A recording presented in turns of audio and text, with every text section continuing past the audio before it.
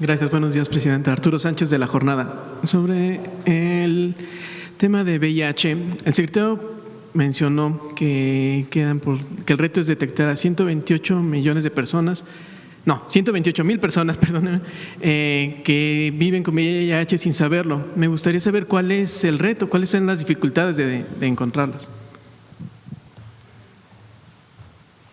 Sí, por eso señalaba yo que cualquier persona que inicia vida sexual o que tiene conocimiento de factores de riesgo, que son múltiples, tener varias parejas, etcétera, es recomendable que se haga una prueba de VIH, porque esos son todavía las personas que no tienen sintomatología, pero que lo desconocen.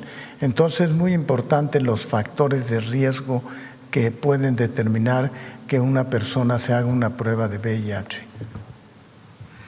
Aprovechando que tiene usted la palabra, me gustaría hacerle una pregunta respecto a algo que publicamos en nuestro diario recientemente sobre medicamentos caducados en el Hospital Infantil de México. 18.4 millones de piezas con un valor superior a 121 millones de pesos.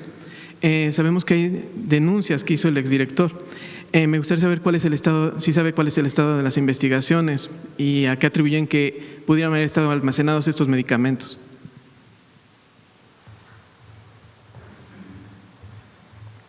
Esos medicamentos fueron caducados durante un periodo de varios años. Entonces, al llegar a la administración, el nuevo director del Hospital Infantil hizo una evaluación de los medicamentos que se habían acumulado durante varios años y estaban caducos. Esa cifra que usted trae es correcta y existe una investigación en proceso precisamente para determinar por qué se fueron quedando esos medicamentos. Había en ese mismo periodo padres que denunciaban la falta de medicamentos. ¿Qué mensaje les da a ellos? La lista de medicamentos es amplia, no es un solo medicamento ni unos cuantos, son medicamentos, son dispositivos, son material de curación, etcétera. Pero está en un proceso de investigación para saber las responsabilidades y determinar cuál fue el motivo que se fue acumulando esos medicamentos y dispositivos y material de curación. Muchas gracias.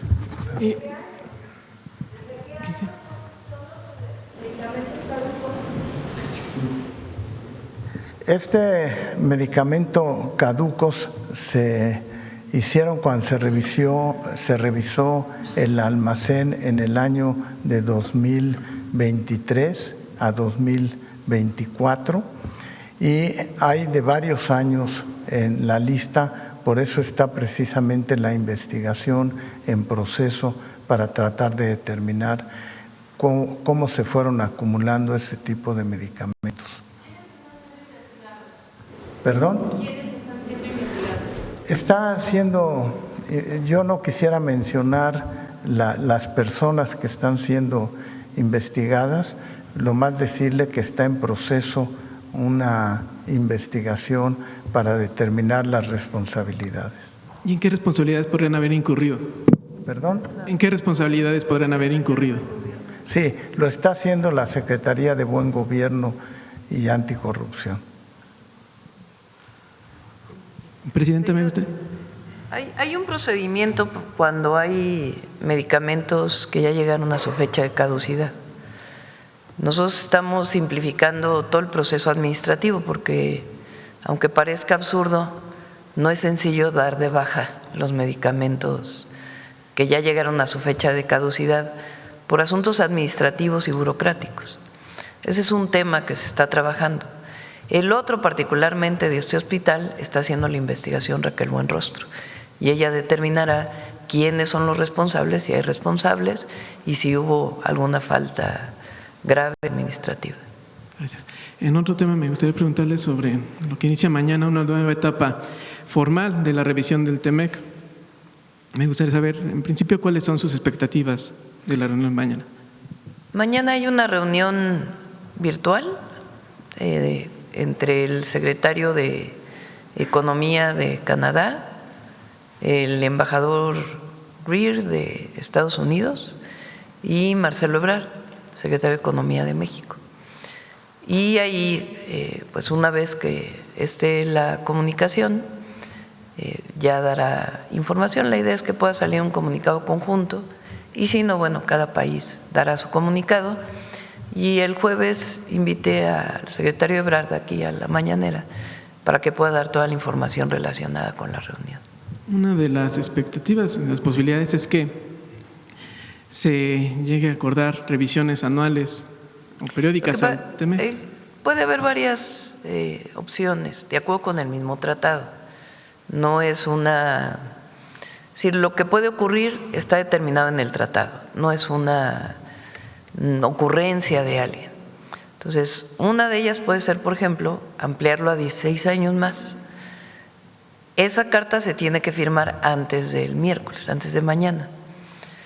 Entonces, yo, por ejemplo, ya firmé cuál es la posición de México, que se amplíe otros 16 años. Hizo lo procedente el secretario de Economía de Canadá y ahora pues estamos esperando la respuesta de Estados Unidos. Si no deciden ampliarlo por 16 años, entonces viene un proceso de revisión, que no es que ya se va a revisar siempre cada año, sino que empieza un proceso de revisión ahora sí formal. Y en ese proceso de revisión formal, pues ya se ve si hay algunas adecuaciones que deben hacerse al actual tratado. Si hubiera un cambio mayor, tendría que pasar por los congresos de los 3 países, cosa que no vemos muy probable, si hubiera un cambio mayor. Si no hay cambios mayores, frente a lo que tenemos, que ya tenemos, como ustedes saben, algunos aranceles, entonces empieza un periodo de revisión. El 20 de julio, entre el 16 y el 20 está por determinarse la fecha, viene el gobierno de Estados Unidos, si no es el secretario o el embajador Greer directamente a México, viene su equipo con el equipo del secretario Ebrard para poder seguir con la revisión. En caso de que se llegara a estas revisiones periódicas, ¿qué estrategias están contemplando para que estas no se conviertan? Todavía no queremos avanzar en eso.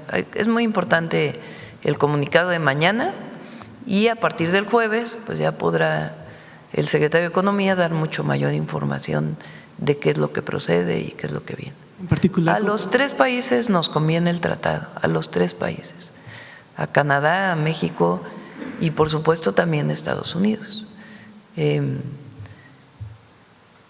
Por ejemplo, el incremento en el precio de los automóviles, que en Estados Unidos increíblemente están en la canasta básica, los automóviles, pues ha sido de más del 30%, entre otras cosas por los aranceles que en este momento tenemos Canadá y México respecto a la industria automotriz, que no está directamente relacionado formalmente con el tratado, sino con un mecanismo que se llama el 232, igual el acero y el aluminio.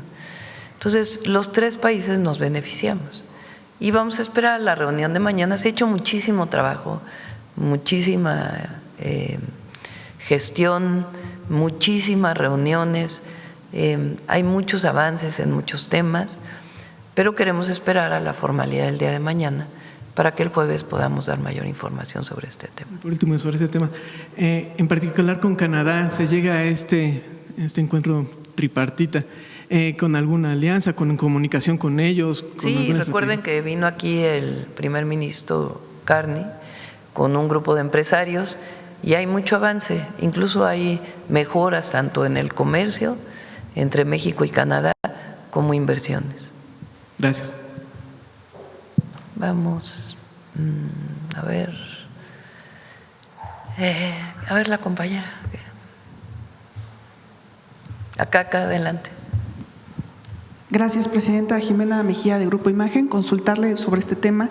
El presidente del Consejo Coordinador Empresarial anticipó que sí se va a llegar a un acuerdo del TEMEC, pero va a ser después de las elecciones de noviembre en Estados Unidos. Usted ha señalado también que varias declaraciones obedecen al tema electoral en Estados Unidos. ¿Coincide con esta visión y optimismo del sector empresarial? Hay optimismo en el sentido de que todos los equipos queremos que continúe el tratado. Ahora, hay una posición, como todos sabemos, del gobierno de Estados Unidos, que depende del gobierno de Estados Unidos y no de ninguna otra cosa. Miren, por ejemplo, con México ha habido muchísimas más conversaciones que con Canadá. ¿Por qué razón? Pues es una decisión del gobierno de Estados Unidos. Nosotros queremos que se mantengan obviamente los tres países. Y se van a mantener porque esa es la forma en que se firmó el tratado.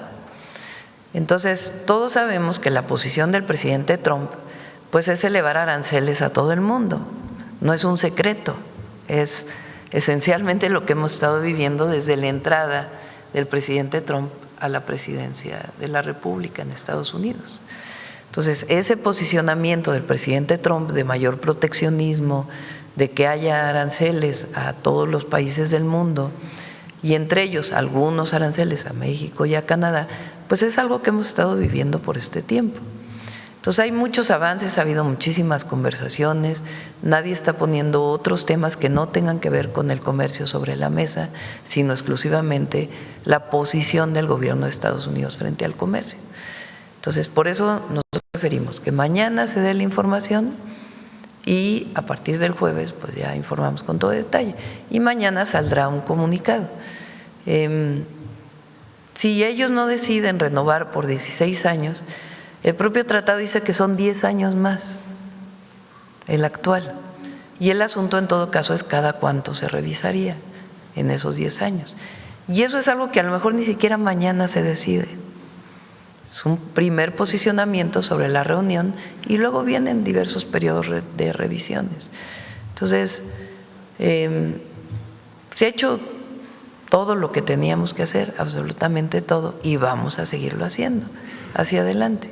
Y confiamos porque además los mayores defensores del tratado pues son los propios empresarios que tienen inversiones en México, en Canadá y en Estados Unidos y que producen artículos o bienes que se producen en cadenas de producción que están vinculadas con los tres países. Entonces mañana viene la reunión y ya el jueves estaremos informando, no digamos que nosotros estamos tranquilos, pues, en el sentido de que hemos hecho todo lo que tenemos que hacer y ya depende mucho, pues, de la posición del gobierno de Estados Unidos. Pero eso no quiere decir que se acabe el tratado mañana si el posicionamiento es 10 años y en todo caso después se verá si hay revisiones y cada cuánto. Presidenta, en otro tema sobre medio ambiente, pobladores de Las Chuapas, Veracruz, están pidiendo ayuda.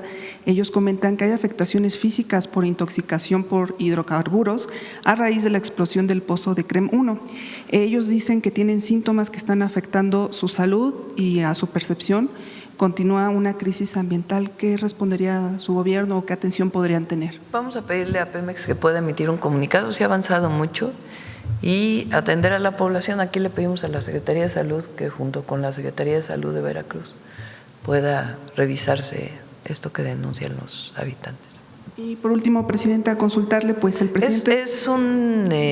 Tiene sus complicaciones técnicas, aquí las explicó el director de Pemex, pero que pueda salir un comunicado hoy mismo de Pemex. Ok, Presidenta. Y por último, consultarle, el presidente de El Salvador busca ya su tercer mandato. No ha habido una transición en este país. ¿Ve un riesgo sobre la democracia en la región con este tipo de ejemplos que hay?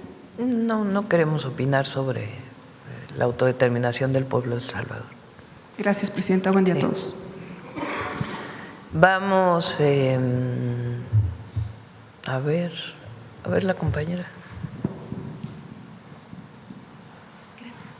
Buenos días, Presidenta. Romina de Sin Embargo.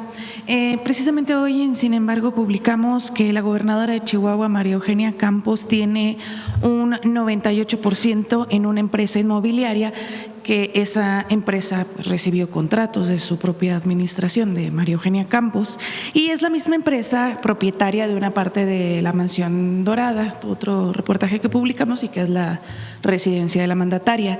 Preguntarle si esto no merece una investigación, ya que pues nadie está denunciando, nadie investiga, bueno, hasta donde sí, sabemos. Sí, por supuesto. Sí vale la pena investigar y si esto fue declarado en sus declaraciones patrimoniales o si hay conflicto de interés por alguna acción que se haya realizado por el gobierno. Entonces, que se revise por parte, pues quizá de la Auditoría Superior. Nada más de la Auditoría Superior, ¿alguna otra instancia que pudiera investigar? A menos que alguien ponga una denuncia en la Fiscalía, pues se investigaría desde otra perspectiva.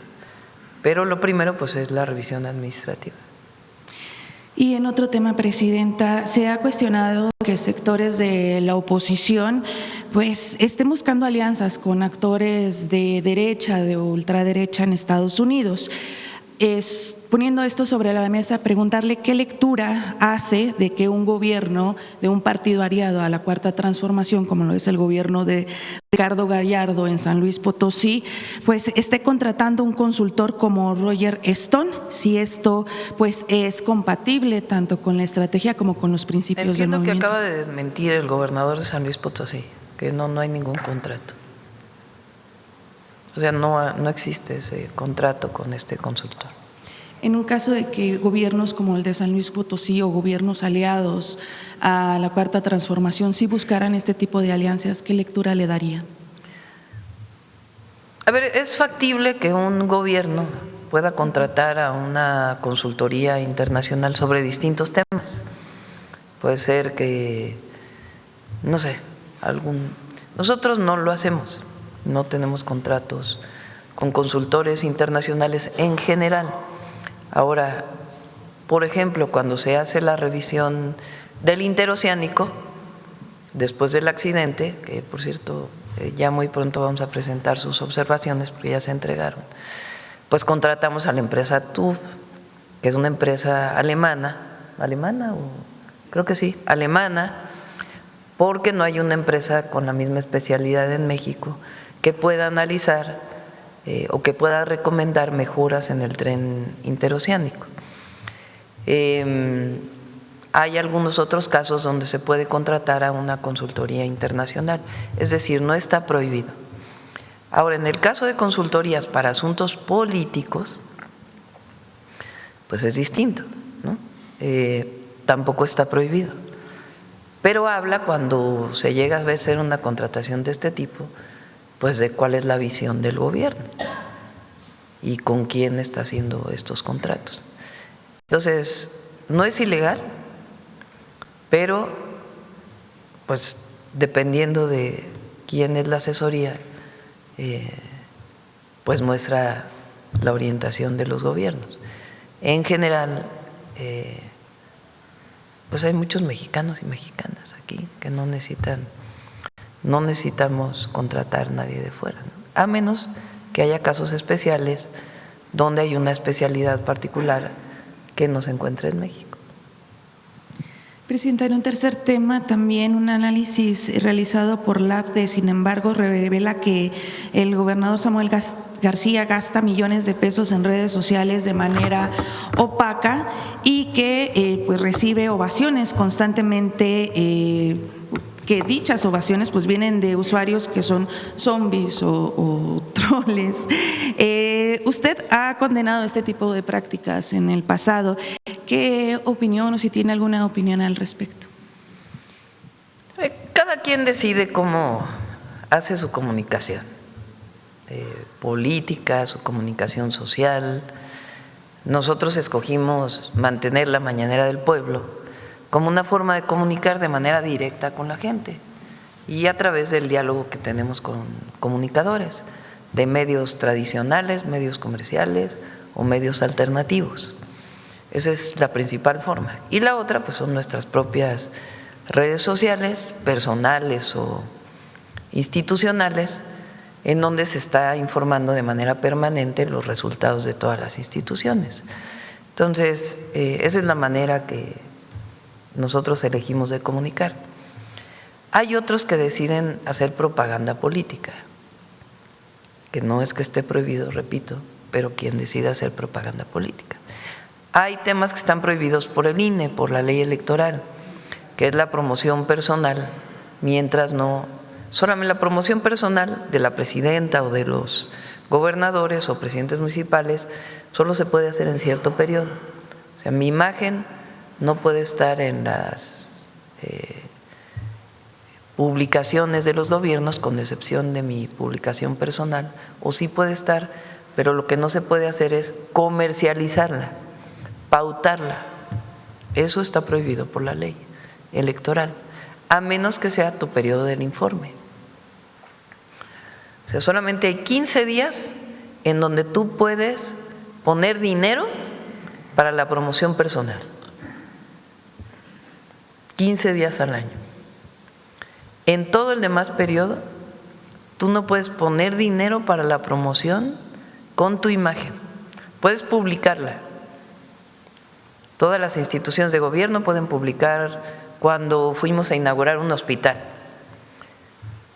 Eso es una cosa, la otra cosa es meterle dinero a esa publicación para pautarla. Eso no está permitido. Y si además pues usas troles y todo lo demás, pues tiene que haber dinero invertido, porque todo eso cuesta dinero. Entonces lo que no se puede es la promoción personal pautada desde los gobiernos con recurso público.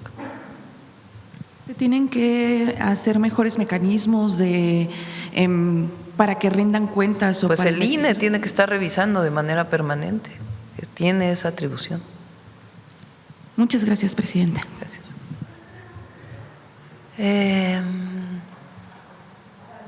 Vamos a ver el compañero. Acá. Atrás no has preguntado, ya voy. ¿Qué tal, presidenta? Muy buenos días a usted y a todos mis compañeros. Juan Fierro, del periódico tiempo.com.mx y puentelibre.mx de Ciudad Juárez.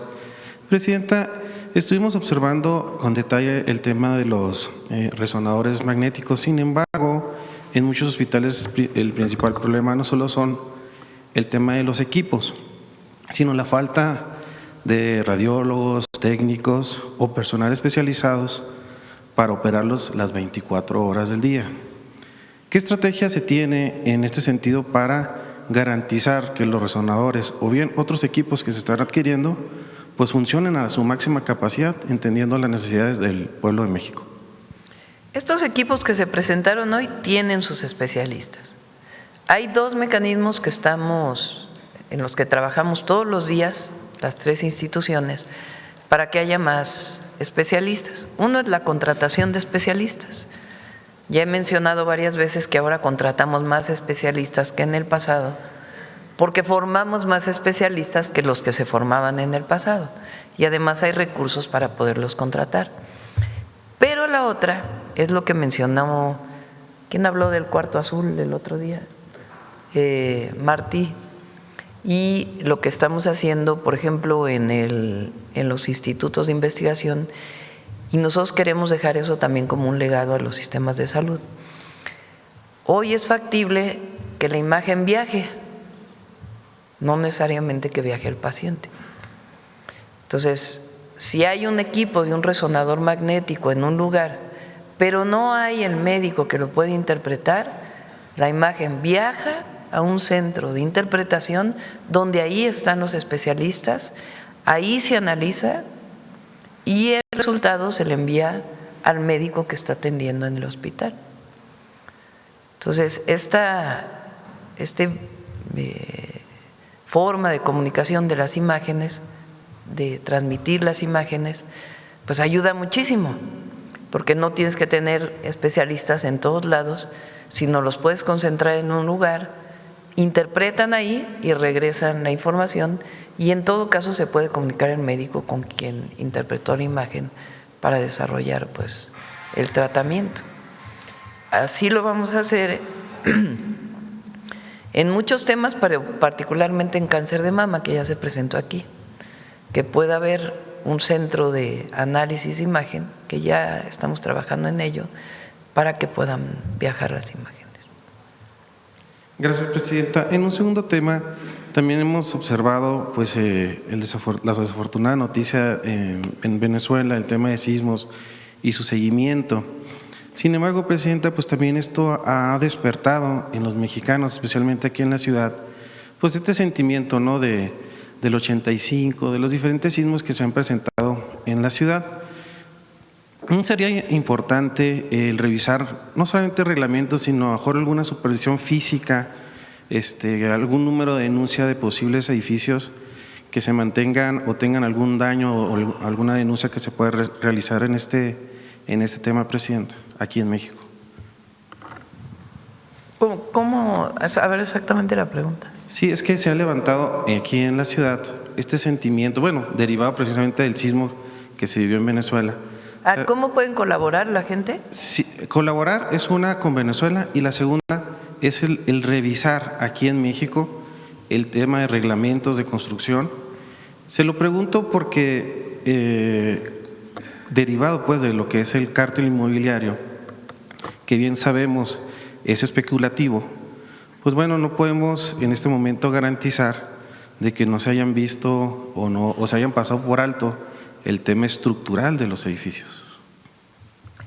La Ciudad de México tiene una normatividad muy estricta y tiene un Instituto de Seguridad de las Construcciones que está revisando de manera permanente ciertos edificios en ciertas zonas para que puedan cumplir con la norma. Cuando fui jefa de gobierno y nos dimos cuenta de los pisos de más que se habían construido en varios edificios, para entrar a un proceso de regularización en algunos de ellos, pues porque ya había gente viviendo ahí, pues ni modo que corrieras a la gente que había comprado su departamento de buena fe y después a dónde se iba a ir a vivir.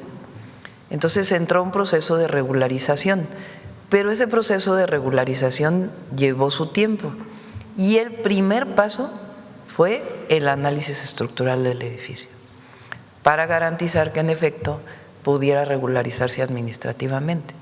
En algunos casos no pasó esa norma y el desarrollador del edificio tenía que poner reforzamientos y se hizo así. Y ahí donde sí pasaba la norma de construcción con distintos mecanismos de la norma, o sea, para revisar que cumple la norma, entonces se pasaba ya un proceso de regularización sin quitar las denuncias penales de todos aquellos que habían cometido una irregularidad. Hay mucha gente presa por esas irregularidades del cártel inmobiliario. Ese fue el proceso. La Ciudad de México tiene, después del sismo del 17, se hicieron muchos procesos de revisión y pues se tienen que ir haciendo poco a poco porque en algunos casos pues representa muchos recursos o para la gente o para el gobierno para poder reforzar los edificios. Entonces se inicia por las zonas de mayor vulnerabilidad. Pero la ciudad tiene un programa muy, muy intenso de revisión. Gracias, Presidenta. Y ya por último, el INEGI publicó que las exportaciones mexicanas moderaron su ritmo de crecimiento con un alza anual de más del 25%. Es decir, se han ido pues, de alguna otra manera elevando el tema de exportaciones en México. Si nos podría platicar si este número. Sí, a ver si pones la gráfica de balanza comercial.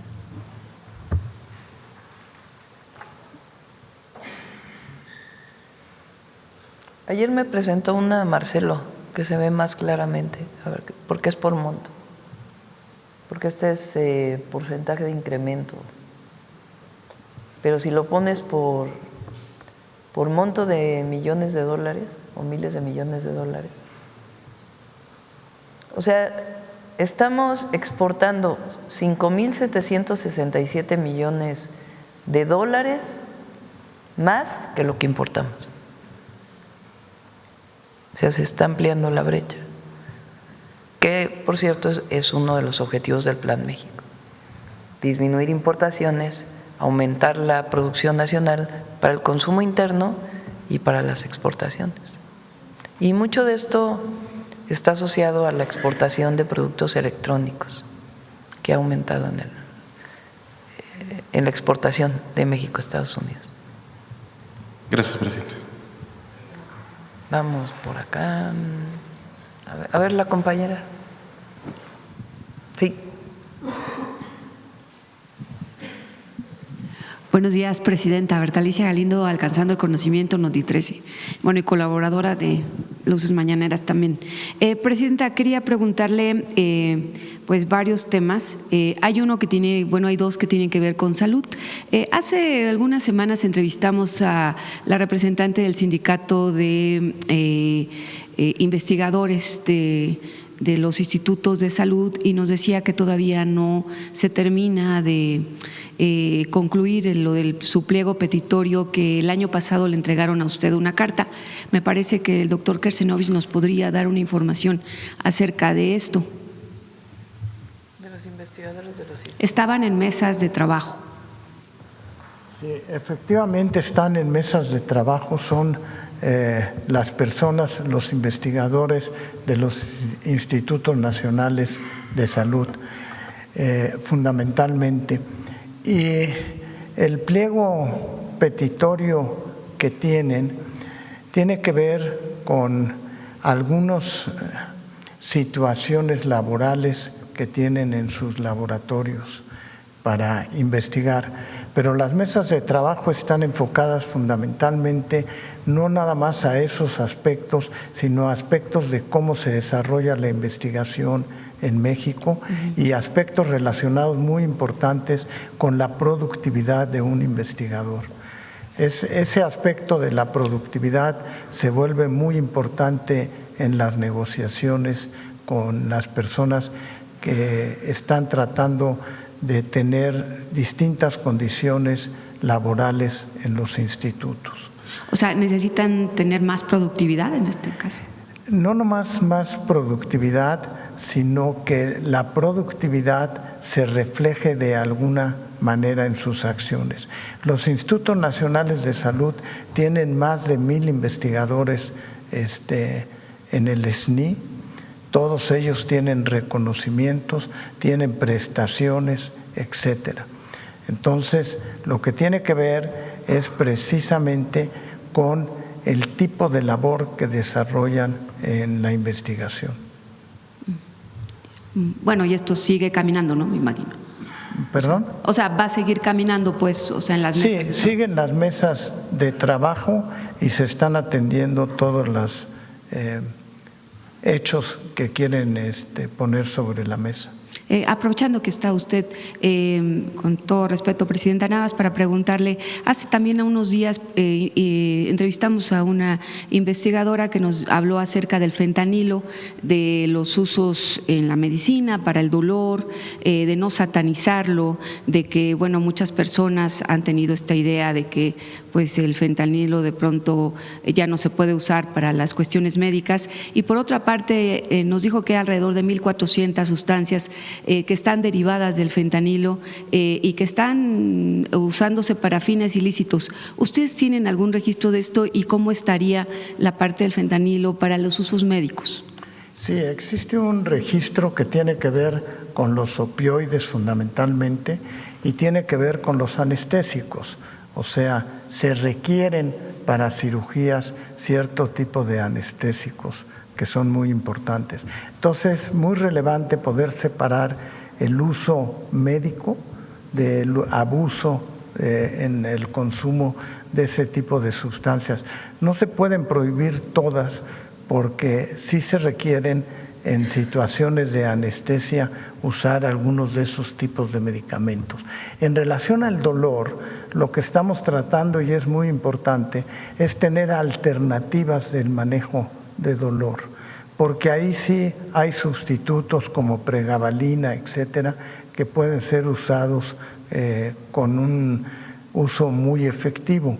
Entonces, es un tema que lo que sí le puedo asegurar es que COFEPRIS lo tiene bien regulado y en qué condiciones se pueden usar o no.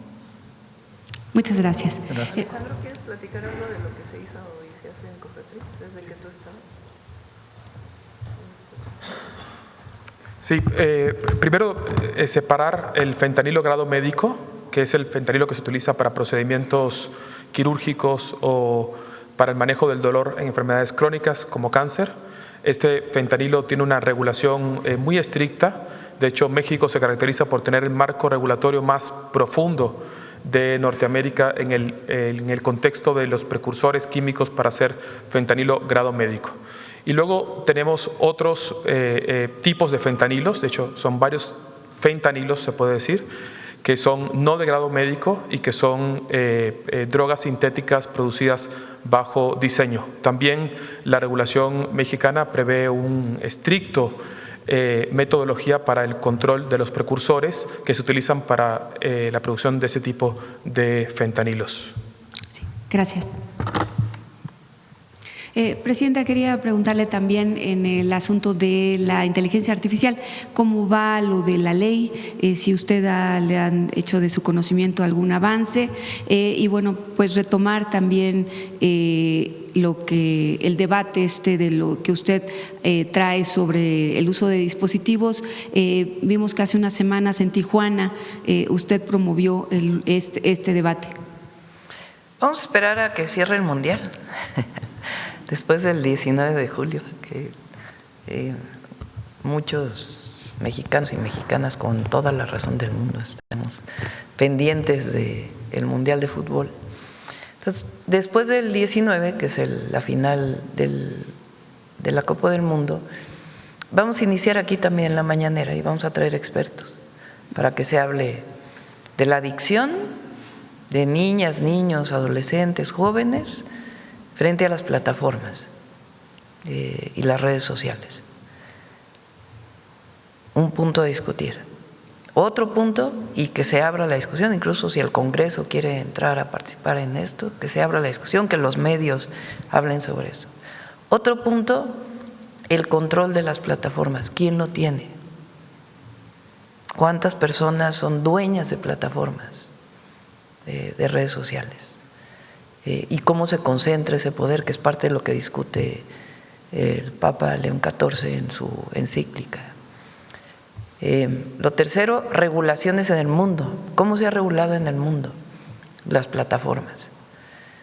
Y cuarto, algunas encuestas que nos den orientación de qué piensan mamás y papás de las plataformas. Y sobre eso entonces haremos una regulación para pues poner, por ejemplo, limitantes en las escuelas para el uso de los teléfonos celulares a nivel nacional. Entonces vamos a entrar a eso, por un lado. Por el otro lado es la inteligencia artificial. ¿Qué es la inteligencia artificial? ¿Cómo se va actualizando la inteligencia artificial? ¿Qué está ocurriendo en el mundo entero con la inteligencia artificial? ¿Qué normas hay en inteligencia artificial? ¿Quién controla la inteligencia artificial? ¿Qué usos benéficos tiene la inteligencia artificial? Y qué debemos de tener precaución frente al desarrollo de la inteligencia artificial en nuestro país. Entonces, solo que pasando el Mundial ya lo estamos preparando, contactando a varias personas para entrar aquí en la mañanera y también pues fuera de la mañanera a esta discusión, que es muy importante que México entre a este proceso de regulación de una u otra manera de las redes sociales y de la inteligencia artificial, sin caer en la censura. Por ejemplo, es tan abierta lo que pasa en las redes sociales que hay pues todo tipo de información que normalmente había cuidado para que las niñas y los niños no vieran esa información, de todo tipo. Entonces, pues hay cosas que no deberían estar por la salud de todas y todos de esa manera. O abusos, hay hasta abusos sexuales en las redes sociales. Sí. Pues ¿cómo es posible? Eso no debería de ser. Entonces, eso es lo que queremos que este año podamos entrar a ello.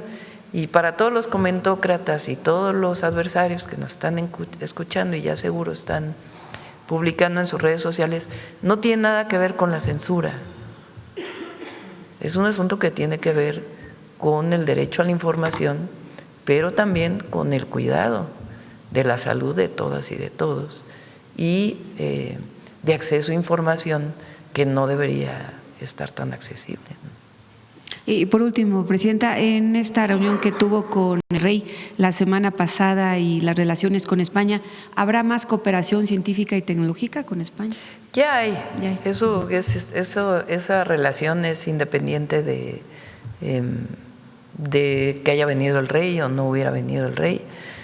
Particularmente, como ustedes saben, con el supercómputo, el centro de supercómputo que hay en Barcelona, pero no solo. Hay muchos estudiantes mexicanos que van a estudiar a España y hay muchos estudiantes españoles que vienen a estudiar a México y muchos grupos de investigación que trabajan con vínculos de investigación. Gracias, Presidenta. Gracias. Por cierto, porque le pregunté ahora a Eduardo para que tengan una idea, la inversión que estamos haciendo en equipamiento de lo que ya se compró y lo que se va a hacer este año es de alrededor de 20,000 millones de pesos, sin contabilizar lo que podamos seguir comprando del 27 al 2030. Pero son 20,000 millones de pesos de inversión en el salto tecnológico que estamos haciendo en las instituciones de salud pública. Bueno, a ver, la compañera. Gracias, Presidenta. Buenos días. Karina Aguilar, de Diario 24 Horas. Sobre el tema de salud y hablando del Mundial, ¿han detectado la atención o cuántos turistas se han atendido en estas semanas de inicio del Mundial a la fecha? ¿Sobre qué casos son los que están atendiendo y a qué instituciones están recurriendo, por favor? Sí, tenemos todo un sistema de vigilancia de salud. En promedio se están atendiendo alrededor de 670 personas en forma cotidiana en los centros donde se está llevando a cabo los partidos, aunque el sistema de vigilancia es en todo el país en este momento. La mayor parte afortunadamente hemos tenido un solo fallecimiento que ocurrió en sitio con una persona que tuvo un infarto. Después de eso hemos tenido alrededor de 25 gentes que requieren ser enviadas a centros de atención hospitalaria. Sin embargo, todos ellos se han recuperado satisfactoriamente. No hemos tenido ningún otro fallecimiento fuera de ese infarto. La mayor parte son lesiones, contusiones o heridas, laceraciones, etcétera. Me preguntan que si ha habido mayor consumo, por ejemplo, de bebidas alcohólicas o de sustancias, drogas activas, etcétera, y prácticamente se ha logrado contener a lo que es la situación normal. Así es que el reporte sigue siendo muy positivo y no nada más en los centros donde es el fútbol, sino también en los FanFest. Estamos preparados por si ganamos hoy, en que tendremos una celebración mucho mayor. Exactamente. Sí. Por eso estamos preparados para una celebración mucho mayor. De estos, ¿qué porcentaje son extranjeros y qué porcentaje nacionales aproximadamente? No tengo exactamente el número, pero lo que sí le puedo decir es que cuando acabe este evento, este evento fue planeado desde meses, más de 6 meses antes de planeación, y una vez que termine tendremos un reporte final de la experiencia que México ha tenido. Afortunadamente hasta este momento vamos muy bien. Gracias, secretario. Presidenta, también en el marco de este tema de la revisión ya formal del TEMEC, mañana el presidente Trump va a tener un diálogo con el primer ministro de Canadá. ¿Usted estaría pensando tener una conversación ya sea con el presidente Trump o con el primer ministro o con ambos de manera separada? Hemos hablado, no tenemos planeada una conversación para mañana, porque hemos hablado, a veces se hace la comunicación, a veces consideramos que no es necesario comunicar las llamadas de teléfono que tenemos. Pero hay una buena relación con el presidente Trump y hay mucha comunicación de la Secretaría de Economía con su contraparte o sus contrapartes, porque son 2 secretarías. También sobre este tema del que hablaban de los medicamentos caducos que se detectaron en el Hospital Infantil y de la investigación, Esto se da en el año 2023, de acuerdo a lo que dijo el secretario, en medio de una presunta crisis de medicamentos que se estaba registrando en ese momento. Hay que terminar la investigación. No es de ahora. O sea,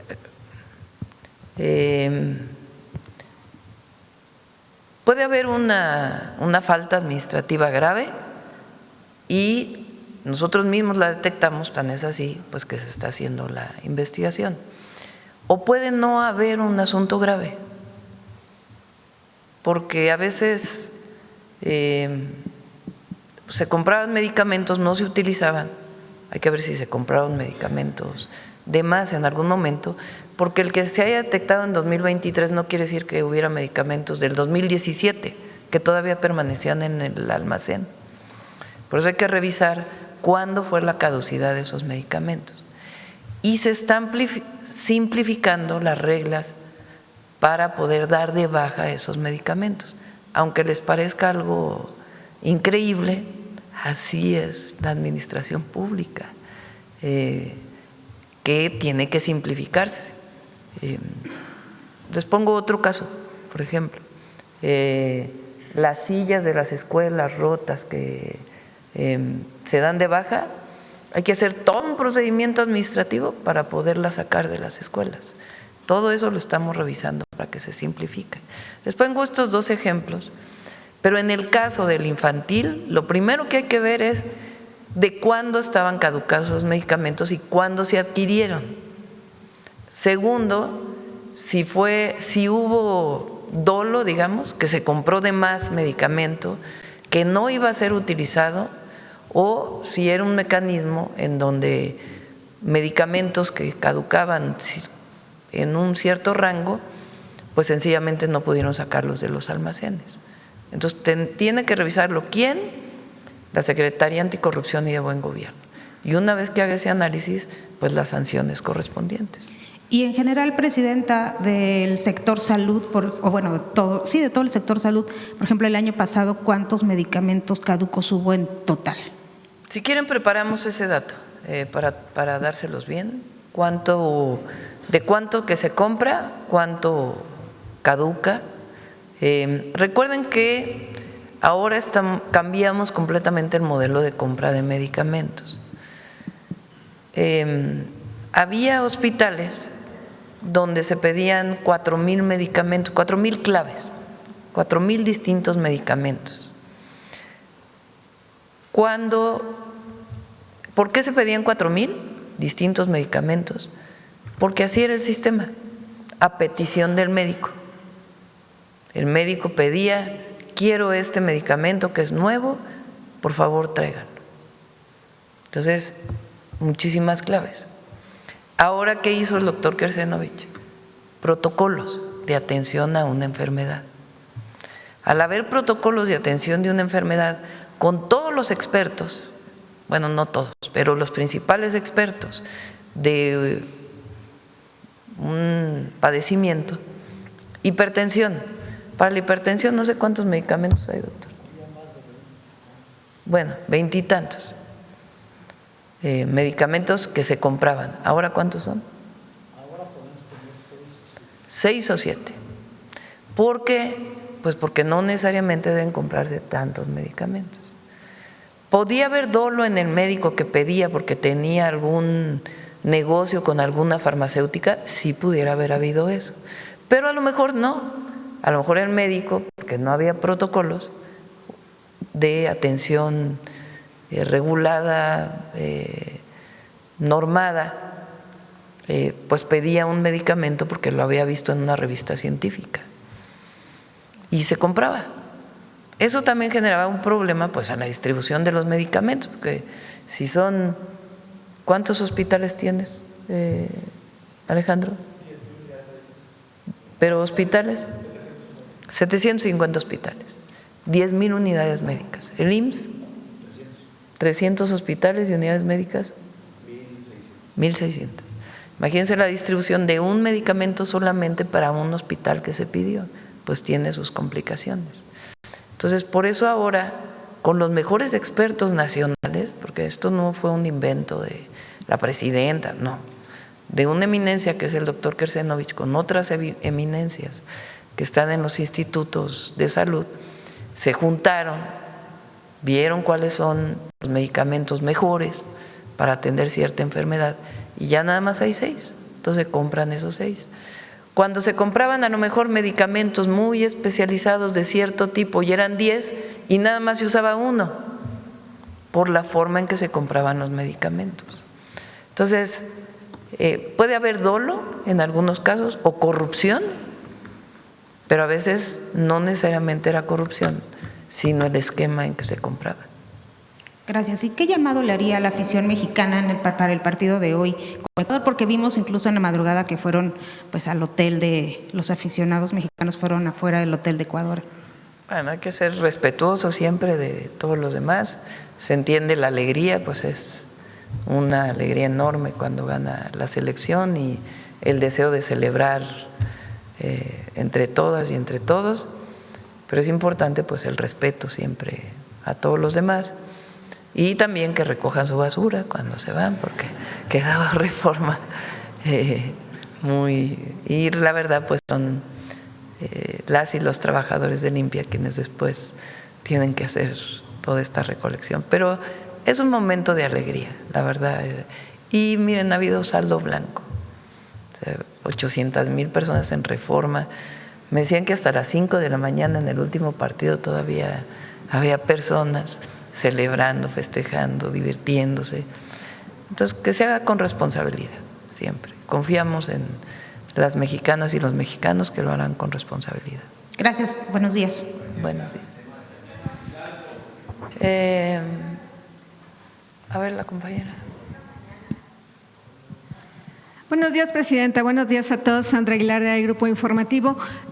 Presidenta, bueno, en efecto, particularmente en el tema del VIH, precisamente como representantes en el tema de salud, más allá de todos estos trabajos que se están realizando, lo sabemos a nivel nacional y en las diversas entidades, ¿cuál es el mensaje que les envía particularmente a los jóvenes para que lejos de tener tal vez esa duda, vayan, acudan, si tienen alguna duda en este tema y que no tengan miedo para que vayan y utilicen las instituciones de salud que para eso están, ¿no?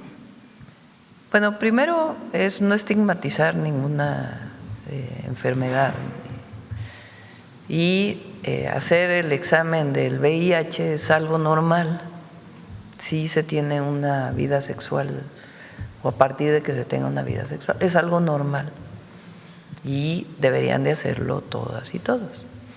También que tomen sus medidas precautorias, que también es muy importante que todos las conocen, preventivas. Y si llegan a tener un examen que sale positivo, hay medicamentos. Ya no hay como hace 15 años, o ¿cuándo fue que se descubrió esta enfermedad? Bastante más, ¿verdad? 40 años, que pues era prácticamente mortal en cuanto se detectaba. Ahora hay un desarrollo enorme. Entonces, que se acerquen a las instituciones de salud a tener toda la información sin estigmatizar nada, sino sencillamente por la protección de su vida y de sus parejas. Sí, Presidenta, en otro tema, sabemos que de la mano va el programa de casa por casa, tanto o por parte de la delegación de las diversas delegaciones en los estados de bienestar, coordinados precisamente con el sector salud. Hemos sido testigos, particularmente voy a hablar del caso o del estado de Tamaulipas, cómo han pues ya pasado hasta por 3 ocasiones visitado en efecto a los habitantes y bueno, pues además de refrendar, ya hasta se conocen, el mismo delegado conoce los habitantes, lo ubican perfectamente, pero también además de preguntarle cuál es la cifra que se tiene en todo el país de las visitas que se han realizado, también surge alguna duda en el tema de la credencialización. ¿Del casa por casa, dice? Del casa por casa. Y otra duda que existe en este pues ejercicio que hemos realizado en este estado, pues es el saber quiénes los adultos mayores que cuentan con doble servicio de salud, particularmente hablaré de quienes son pertenecientes a la Secretaría de Marina, que tienen su propio servicio médico y que también están afiliados al ISSSTE, tienen 2 unidades a las cuales normalmente acuden. Al momento de ir a realizar pues este tema de la credencialización, porque el llamado en efecto son para las personas de la tercera edad, existe como algún conflicto ahí y no pueden terminar su trámite. Le comparto esta situación porque ya van 2 casos que nos tienen reportados. Saber si en ese sentido particularmente se va a hacer algo o a dónde pueden acudir. No debería. Vamos a ver con la Secretaría de Bienestar en estos casos porque en el registro hay problemas. Llevamos, a ver si te da Leti Ramírez la del número de visitas casa por casa, si te lo envía. Pero actualizado, a ver. Son 11.769.000 adultos mayores y personas con discapacidad que los ha visitado un servidor de la salud, enfermera, enfermero o médico.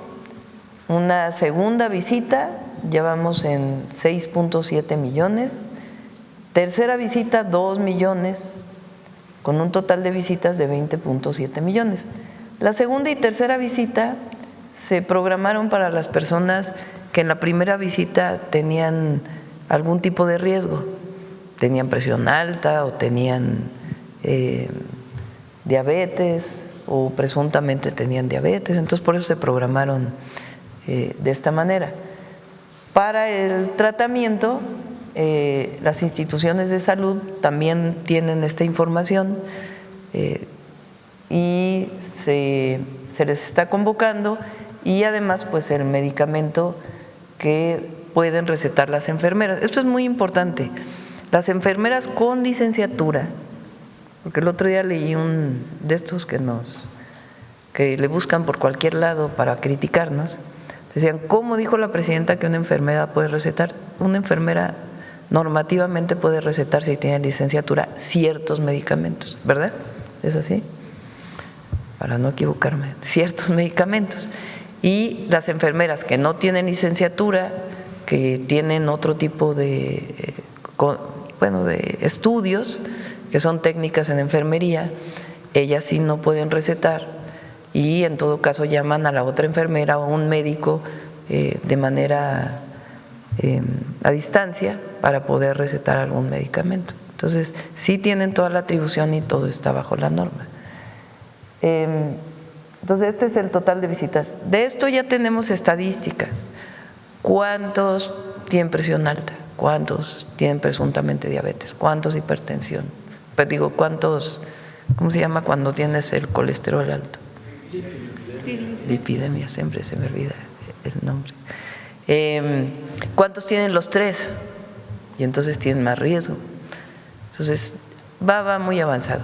En la credencialización, ayer pasamos el 1.000.000 de personas que ya fueron a solicitar su credencial y las propias servidoras de la salud o servidores de la salud están orientándolos para que vayan a sacar su credencial. Solo para que quede claro, el llamado es en estos momentos para todas las personas, cualquier tipo de adulto mayor, adultas mayores, okay, personas adultas mayores y con discapacidad. Es el primer bloque de personas, el primer grupo para que vayan por su credencial del Servicio Universal de Salud. Van, se registran y luego tienen que ir en otra ocasión a recoger su credencial. Similar a cuando se registran para una pensión, se registran y después viene ya la tarjeta del Banco del Bienestar.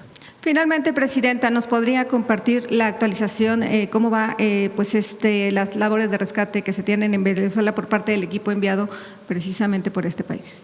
¿Perdón?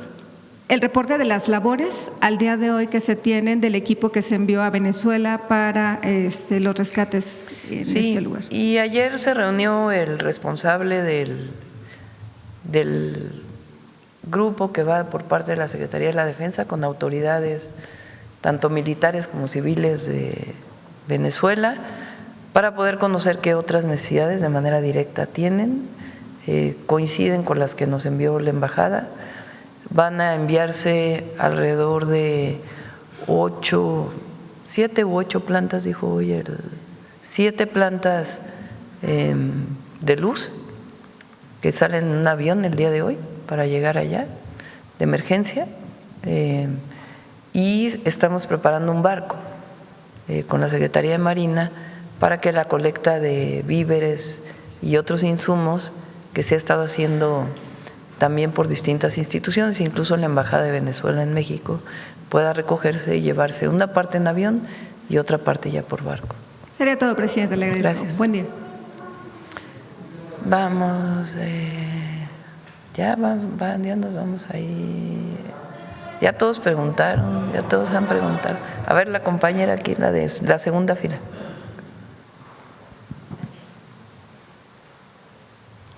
Hola, presidenta. Buenos días, Laura Ávila. Para iniciar, preguntarle cómo ha vivido usted esta experiencia de futbolista, este mundial, si ha visto algunos partidos además de los de México. Sí, en la noche llego al departamento donde vivimos y ahí está mi esposo viendo los partidos. Me siento, ayer buenísimos los penales que ganaron los que no se esperaba en la quiniela. Marruecos y Paraguay. Se esperaba que pasaran Países Bajos y Alemania y ganaron Paraguay en penales y Marruecos también en penales. Me tocó ver ya los penales. El último segundo tiempo extra, ¿o cómo se llama? Segundo tiempo extra y los penales. Muchas gracias. También preguntarle en el tema relacionado con la construcción de una planta de amoníaco, que es la más grande del mundo y se está haciendo en Sinaloa. Ya ha habido varias protestas, incluso ahora por el Mundial, pues por la participación justamente de Alemania, pues se ha planteado mucho el tema de que puede ser pues una afectación justamente al ambiente y que se ha planteado también como en otros países, justamente como Alemania, no se permite la construcción de este tipo de proyectos. No, sí hay plantas en Alemania de amoníaco, sí hay. Y bueno, justamente más que nada por la zona en la que está, se está planteando. Es muy importante, se habla con todos y hay un trabajo muy importante en donde se está hablando con todos.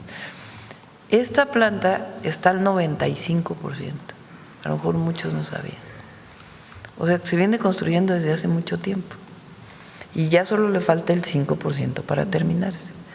Se hizo un estudio de impacto ambiental muy elaborado, esto durante el periodo del presidente López Obrador, porque entonces empezó la construcción de la planta.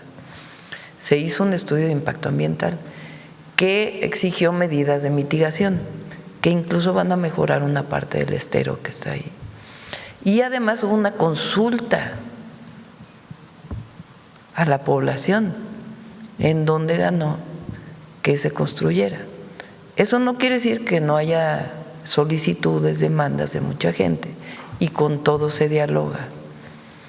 Pero sí es importante. México prácticamente importa, con excepción de lo que produce Fertinal, todo el fertilizante que utiliza.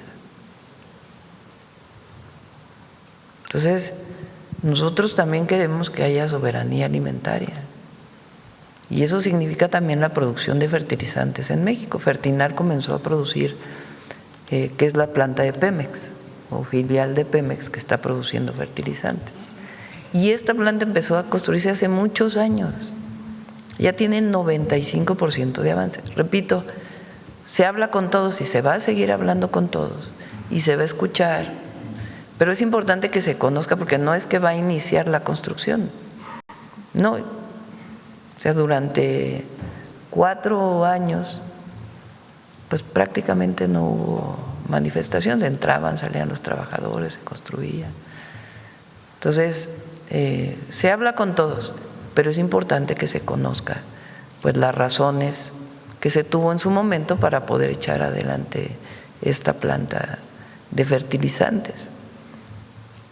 Sí, bueno, de hecho se habla que justo empezó en 2014 el inicio de este proyecto, entonces sí ya tiene tiempo, pero recientemente ha habido manifestaciones principalmente, por ejemplo, de comunidades indígenas. Sí, algunas, no todas, algunas y algunos miembros de comunidades y se habla con todos. Hay un equipo allá que ha estado hablando con todos los que se oponen, explicando, hablando, como siempre lo hacemos, un diálogo. Pero es importante que se conozca que ya llevaban muchos años en construcción, que hubo una consulta pública, que se ganó y que se hizo un estudio muy profundo de impacto ambiental. Y sí hay plantas de amoníaco en muchísimos países del mundo. Si no, ¿dónde se produciría el fertilizante?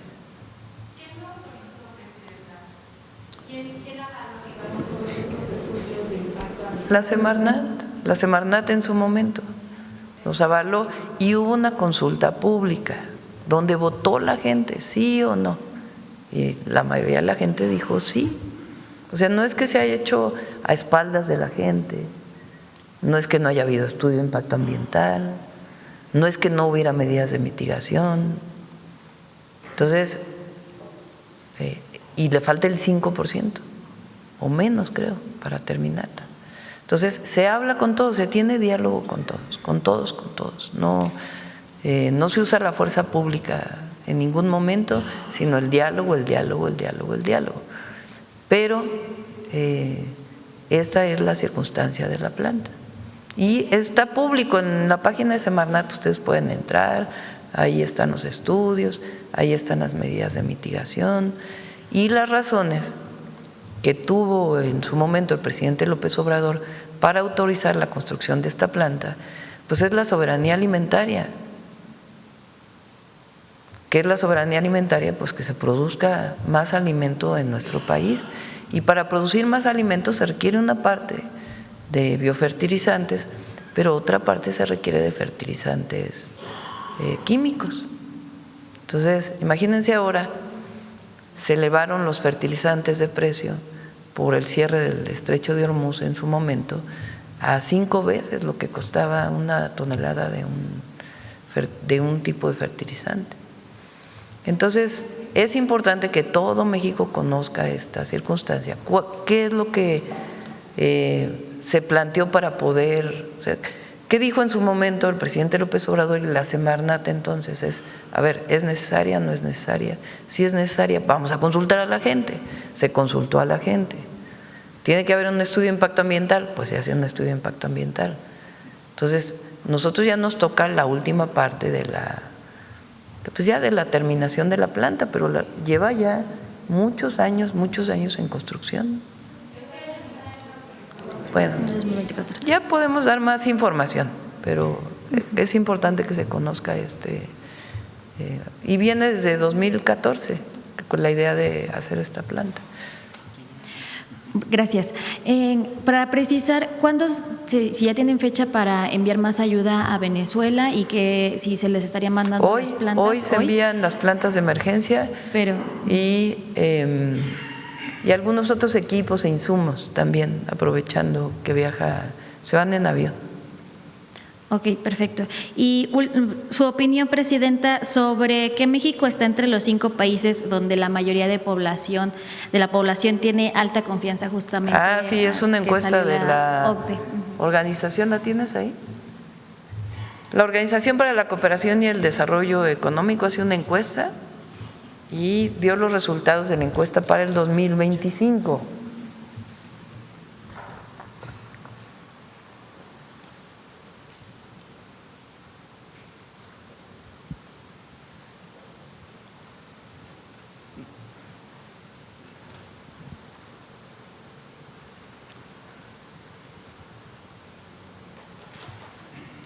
¿Ya está por ahí o todavía no?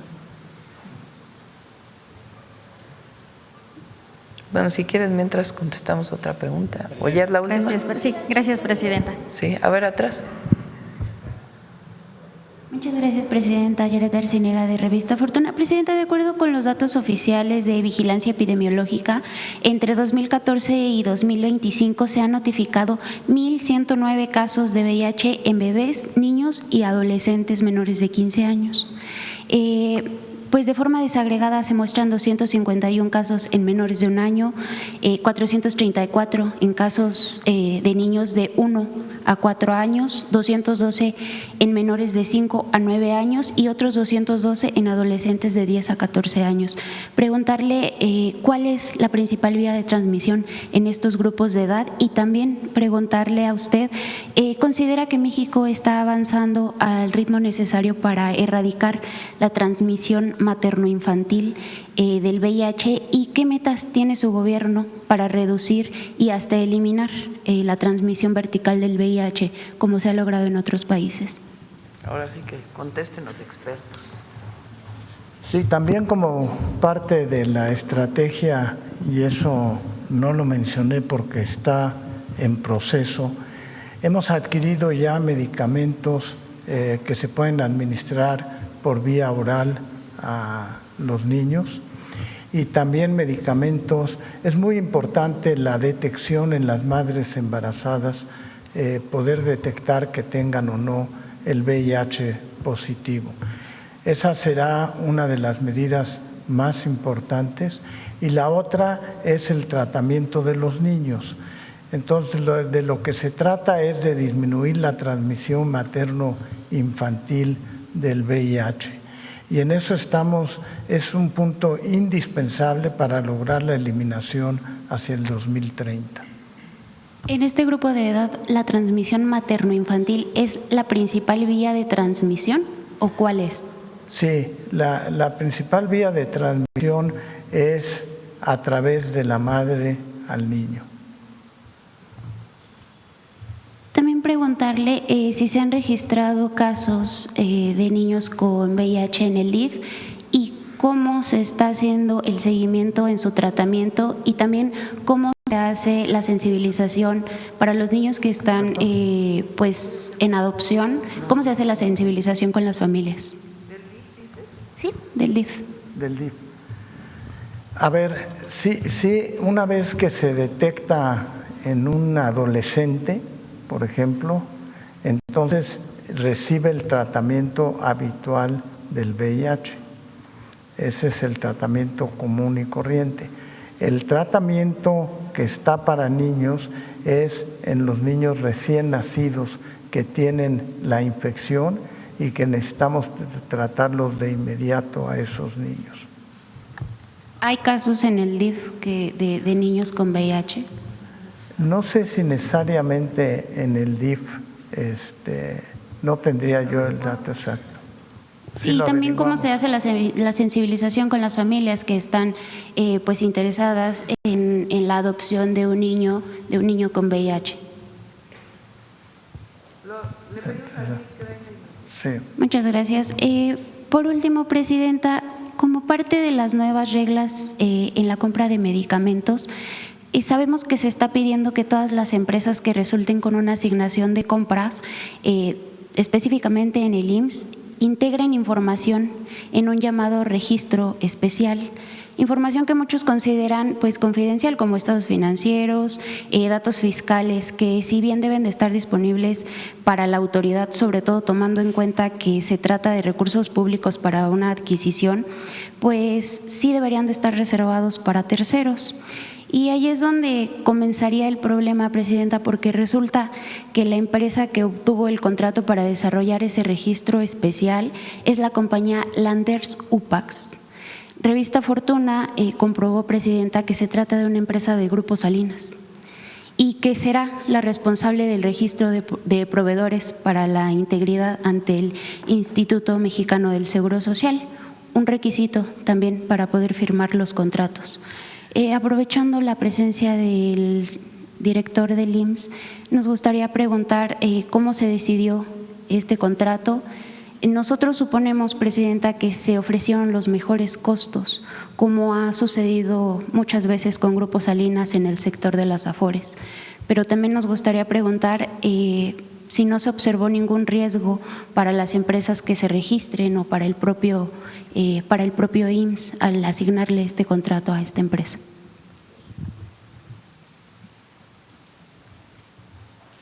Sí, muchas gracias, Presidenta.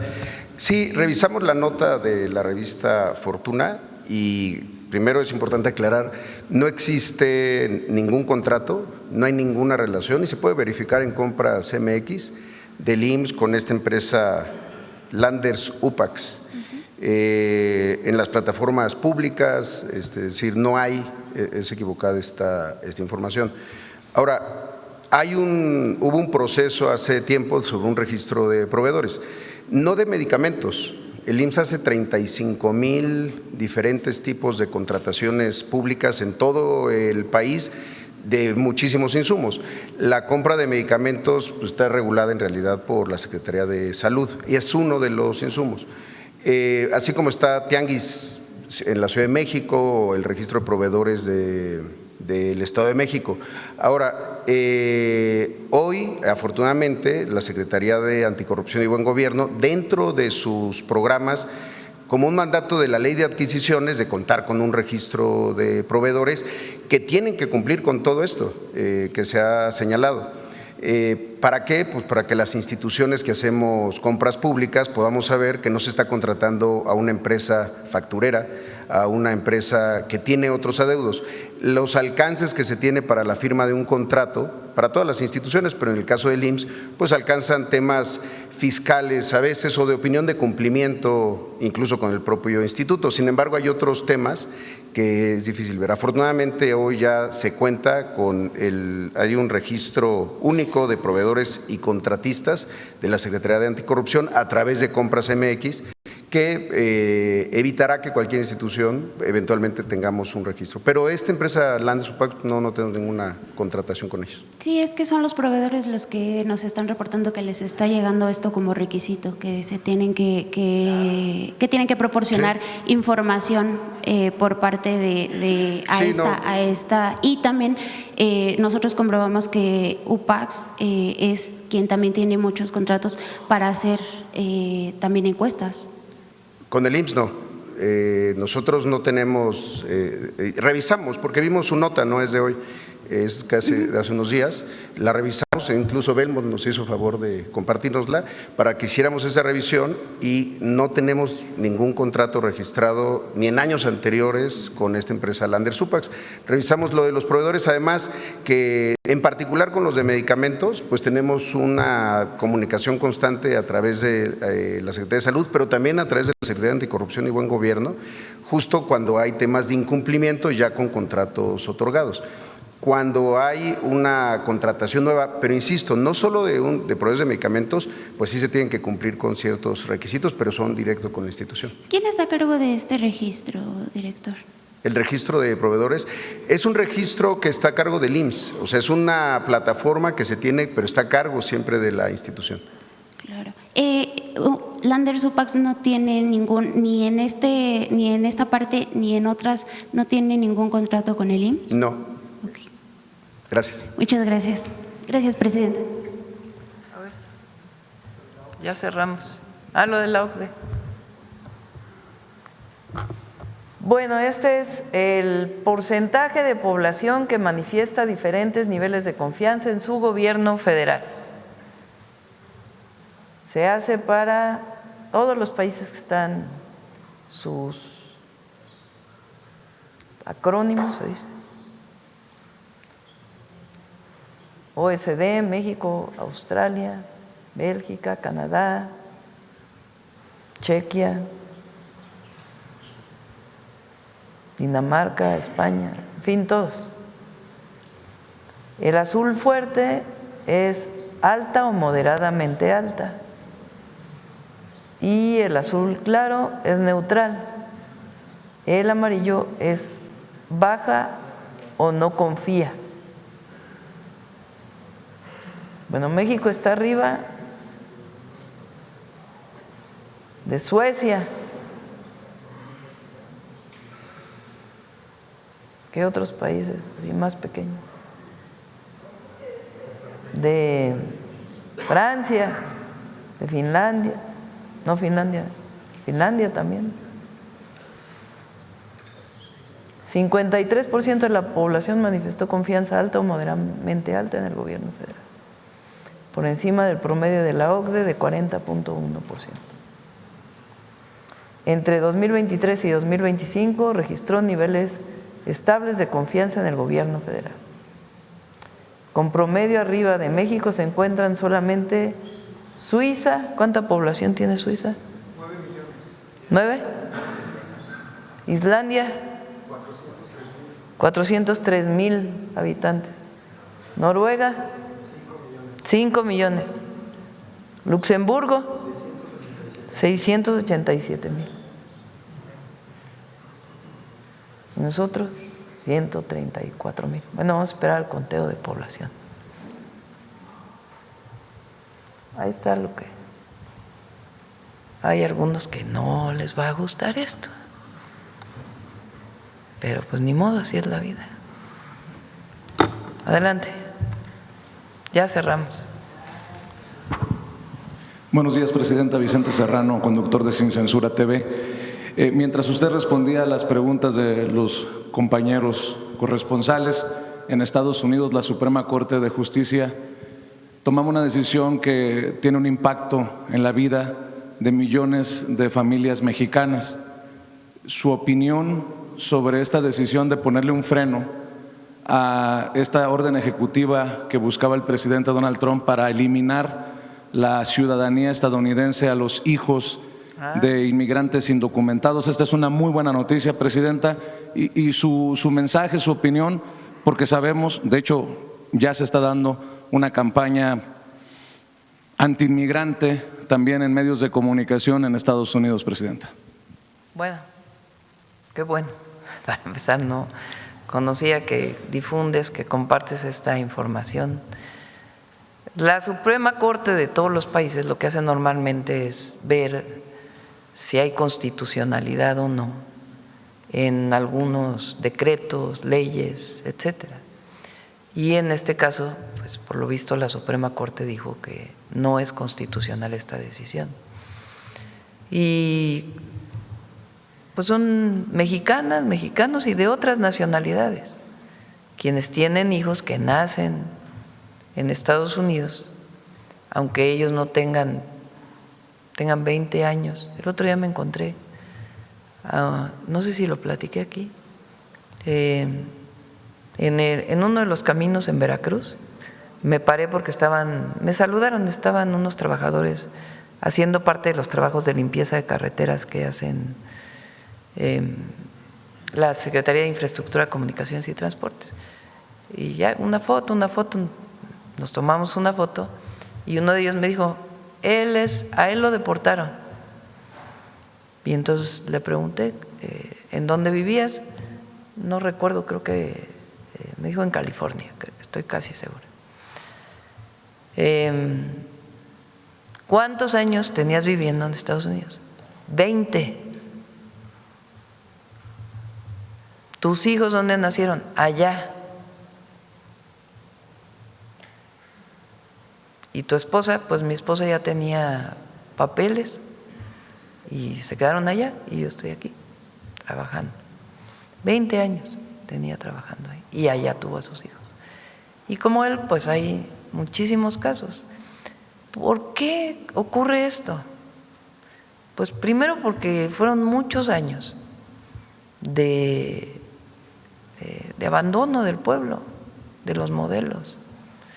Después del 94, de la crisis del 94, la del Fobaproa, la que se rescató a los bancos y a grandes empresas y a la gente no la rescataron, se fue muchísima gente del otro lado a Estados Unidos a trabajar, pues porque aquí no había oportunidad de trabajo. Millones.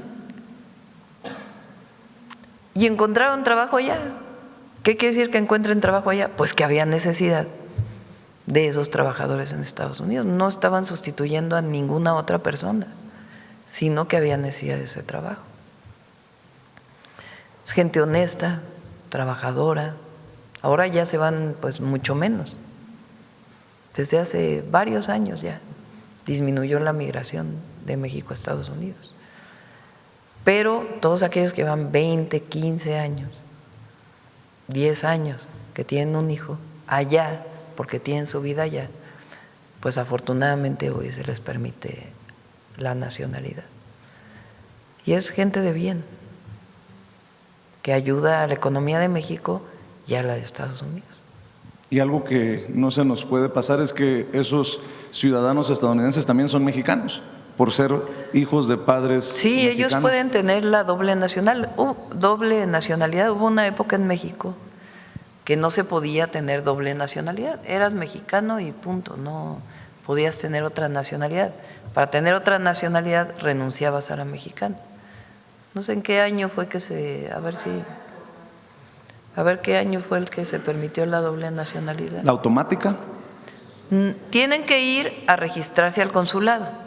Si quieren mantener la nacionalidad, digo, por ser hijos de mexicanos, tienen derecho a registrarse como mexicanos. Para hacerlo formal, tienen que ir al consulado a registrarse. Y entonces 98. Es concedillo ya. Se puede tener la doble nacionalidad.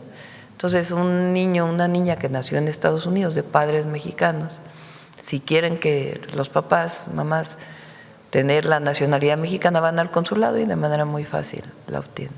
Y su mensaje, Presidenta, ante esta ola de cobertura antiinmigrante y muchas veces antimexicana, porque pues es el grupo más importante, somos el grupo más importante en Estados Unidos, ¿qué le dice como Presidenta a los paisanos y paisanas? Pues ya lo saben, que son héroes y heroínas para nosotros y que siempre hay que estar con la frente en alto. No hay que permitir que nos afecte alguna forma de discriminación. México es grande y las mexicanas y los mexicanos son trabajadores en cualquier lugar donde estemos. Y salieron en condiciones muy difíciles y han sabido salir adelante. Son un orgullo para México. Hablando de mensajes, Presidenta, ayer como parte de la cobertura que estamos realizando en Sin Censura, nos enlazamos a Venezuela con compañeros, compañeras como Orlenis Ortiz, que reconocen la labor de los miembros de la Cruz Roja Mexicana, de los soldados, de incluso el grupo Los Topos. Si bien en estos momentos el fútbol nos une en fiesta y nos une para muchos incluso en orgullo, yo creo que es importantísimo también el mensaje a esos que están arriesgando su vida. Ayer me mencionaban que con tantas réplicas existe un riesgo mayor y de los primeros que dicen yo voy, yo bajo y se le eriza a uno la piel, son los mexicanos, Presidenta. ¿Qué mensaje le envía a estos hombres y mujeres que están arriesgando la vida por salvar la de nuestros hermanos y hermanas venezolanos, Presidenta? No, son un orgullo. Hay un video que ayer lo íbamos a pasar y no lo pasamos, el de los rescatistas de la defensa. A ver si lo pone.